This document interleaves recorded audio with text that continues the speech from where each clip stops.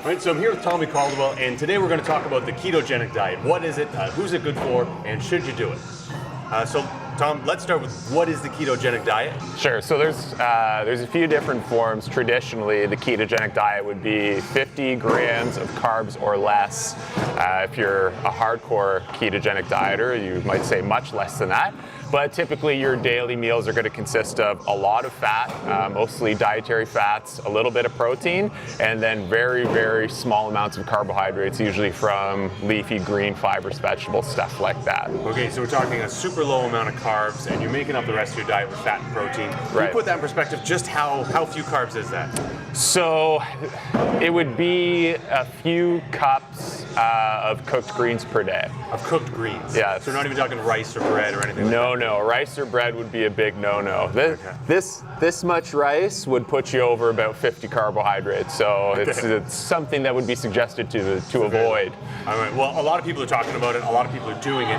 Why do people do it? What do they say it can do for you? So fat burning is the principal reason why people would use a ketogenic diet. There are some emerging medically supported reasons for cognition and degenerative cognitive diseases and things like that. But in our realm of health and fitness, mostly it's people who just want to burn fat. And the idea is that you can use fat or carbohydrates for fuel. And the less carbohydrates you have, the less reliant your body becomes, and the more it will use fat storages as fuel. So that is why most people would follow a ketogenic diet. Right, so the idea is if I don't have any carbohydrates in my body to use as fuel, it's going to burn all the fat off my body. So it sounds like that's logical. It sounds like that would work. Why wouldn't I want to do this? So it is logical, and maybe we'll talk about why you would want to do it first. And if you're someone who doesn't do any sort of real intense exercise, you don't do a lot of weightlifting, maybe you're a little bit older in years and all you do is a little bit of walking, maybe you do some stretching and mobility. When your intensity is really, really low, it is true that you don't require carbohydrates. In fact, they might be a little bit of a waste of nutrition at that point, not from a vitamin and mineral perspective, but as far as, just talking about the basics of nutrients. And in that way, yes, you will burn more fat because you're doing activities that don't really benefit from a higher carbohydrate intake.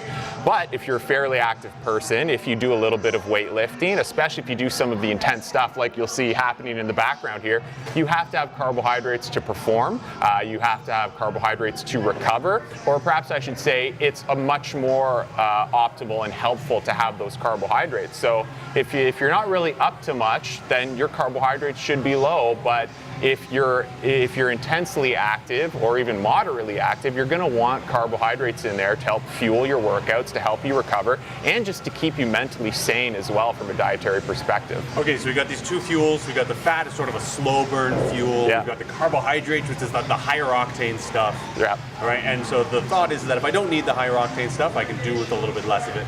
But if I need it, if I'm exercising really hard and I don't have carbohydrates, I don't have the high octane fuel, what's going to happen to me? Sorry? So if I exercise really, really hard, Yeah. and I'm only fueling on fat, I don't have any of those carbs, what's going to happen? What am I going to feel like? You're just going to be lethargic. You're not going to have, the easiest way to explain it is when you go to pick up a barbell or you go to do a sprint or something that's a little bit more intense, you're immediately just going to have the wind taken out of your sails. You're not going to have that immediate fast source of energy, and those sorts of muscular contractions require immediate energy. Fat is not a fast fuel. So if you go and try and do something like a sprint or something on the bike or the rowers that you see happening behind us here, you're not really going to have the available immediate energy to push you into that sort of exercise and support it.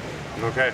All right. So then, really quickly, then, who's the ketogenic diet for? Who is it not for? So what I would say is that some aspect of the ketogenic diet can be used in your regular diet, but it should be a day-to-day thing.